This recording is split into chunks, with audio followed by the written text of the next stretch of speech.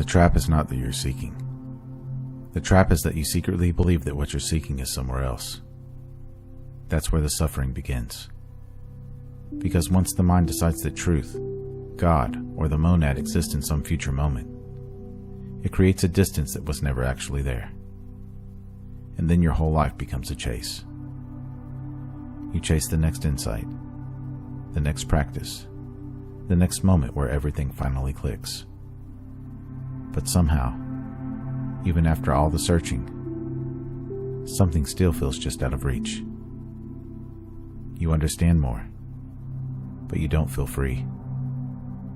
You learn more, but you don't feel whole. You collect more spiritual language, but the ache underneath remains. And that's because the seeker is often the very structure that keeps separation alive. Not because seeking is evil, but because seeking can quietly become the mind's favorite disguise.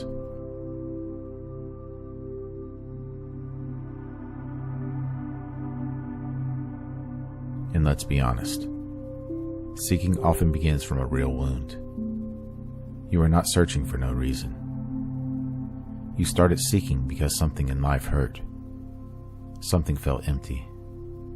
Or something inside you knew that there had to be more than survival and emotional exhaustion. Maybe you felt disconnected from yourself. Maybe religion gave you answers that did not reach your soul. Maybe the world felt too shallow. Maybe you looked around and thought, there has to be something deeper than this. That part is real. That longing matters. The problem begins when the longing becomes a loop. Because after a while, seeking can stop being a doorway and start becoming an identity.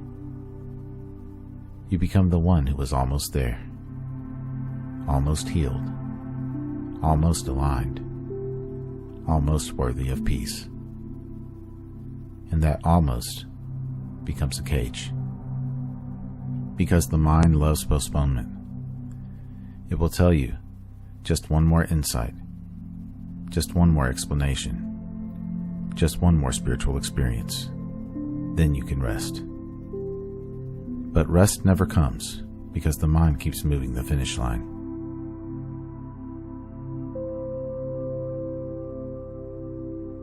You're trying to find the very awareness through which the search is happening.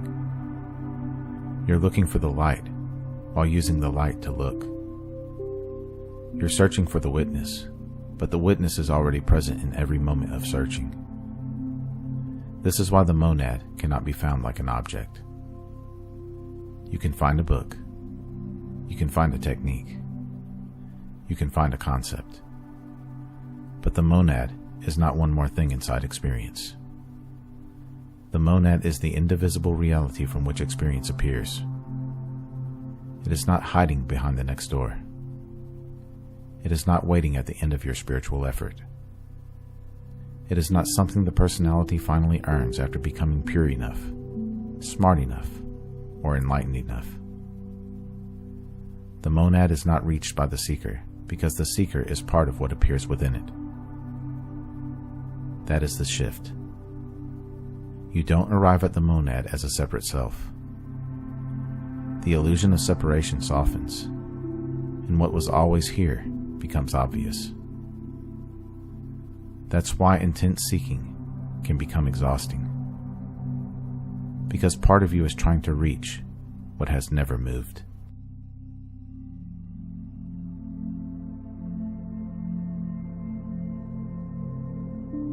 At a certain point, seeking becomes a socially acceptable escape from direct seeing.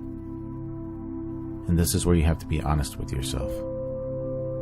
Sometimes, people aren't seeking truth. They're seeking relief from the discomfort of truth. They want a teaching that makes them feel special, a system that gives them certainty, a map that gives them control, or a spiritual identity that protects them from ordinary human pain. So instead of feeling the grief, they seek. Instead of facing the pattern, they seek. Instead of sitting with the silence, they seek. Instead of admitting I'm afraid, they seek another explanation for fear.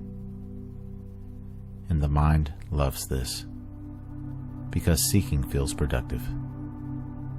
It feels meaningful. It feels spiritual. It feels like progress.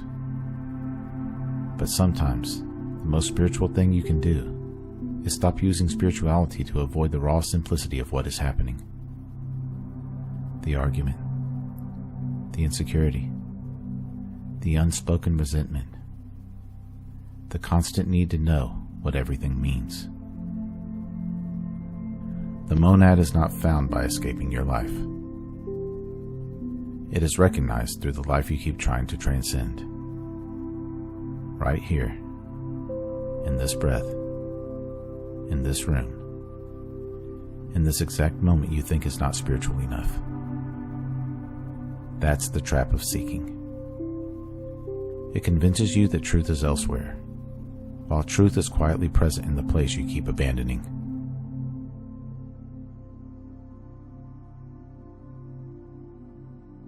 The monad does not answer the seeker by giving the seeker another object. It dissolves the assumption that something is missing. And this is difficult for the mind, because the mind wants a conclusion it can possess.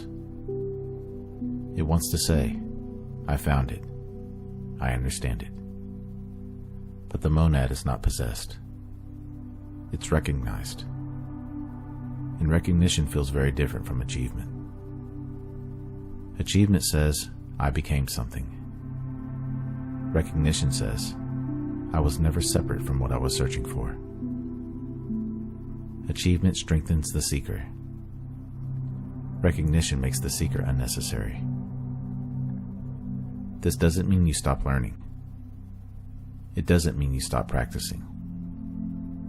It doesn't mean you reject teachers, meditation, philosophy, or spiritual discipline.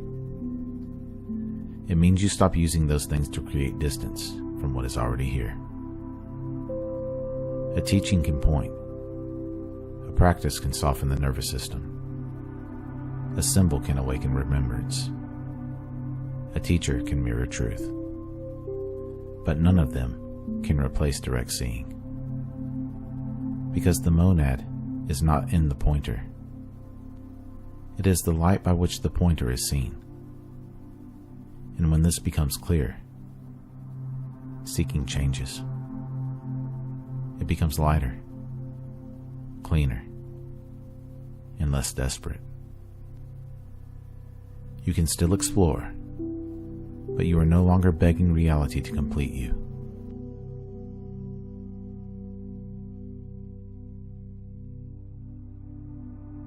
The illusion you must cut through is the belief that the next thing will finally save you. That's the oldest trick of the mind. It says not yet. You need more before you can be whole. And if you believe it, you'll keep walking past the treasure while you're searching for it.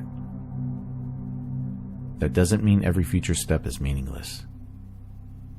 It means the future cannot give you the being you are refusing to recognize now. The mind can improve your circumstances. The mind can learn skills. The mind can make plans. But the mind cannot manufacture the monad, because the monad is not an outcome. It's the source. The trap is believing the wave must travel somewhere to find the ocean. But the wave was never outside the ocean. It only imagined itself separate because it identified with its shape. That is what seeking does when it becomes unconscious. It makes you loyal to the shape. The one who is searching. The one who is almost awake. The one who needs one more answer. But the shape is not the truth. The ocean is.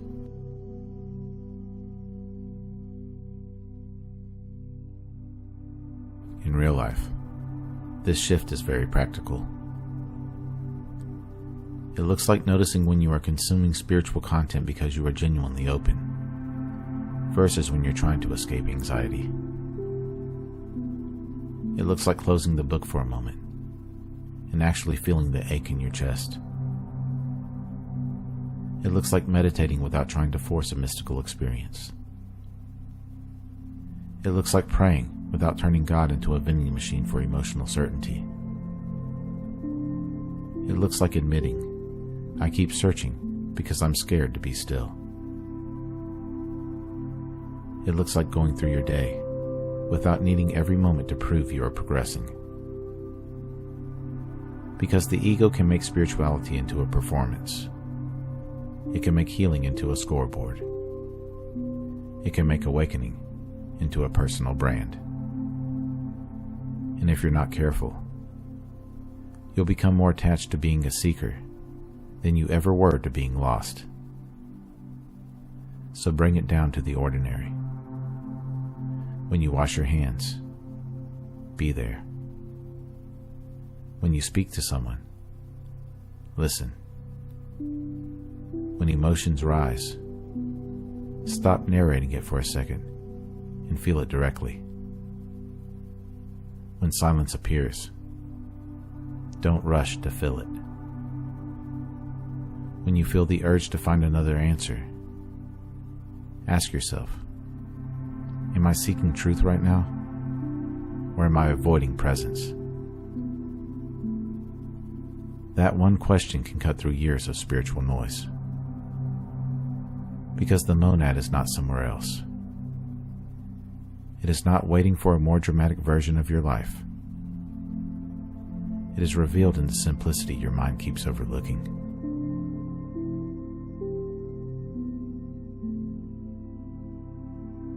So, if you feel trapped in seeking, don't shame yourself for it. The longing wasn't wrong. The hunger for truth wasn't wrong. The desire to understand wasn't wrong. But now you are being invited into something deeper than the chase. You are being invited to see that the one searching is appearing inside the very reality it seeks. The monad is not found by running farther. It is recognized when the running is seen clearly. And in that seeing, something begins to loosen. The desperation softens. The grasping relaxes. The endless inner reaching becomes quiet. Not because you gave up on truth, but because truth stopped being imagined as somewhere else. The trap was never seeking itself. The trap was believing you were separate from what you sought. And once that belief begins to dissolve, the search becomes sacred again. Not frantic, not empty, not desperate. Sacred. Because now every step is no longer an attempt to become whole. Every step becomes an expression of the wholeness that is already here.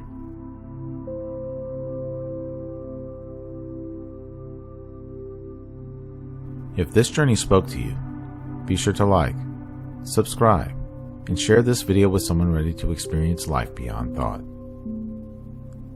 Comment below. I stopped chasing what was never absent. I read every comment.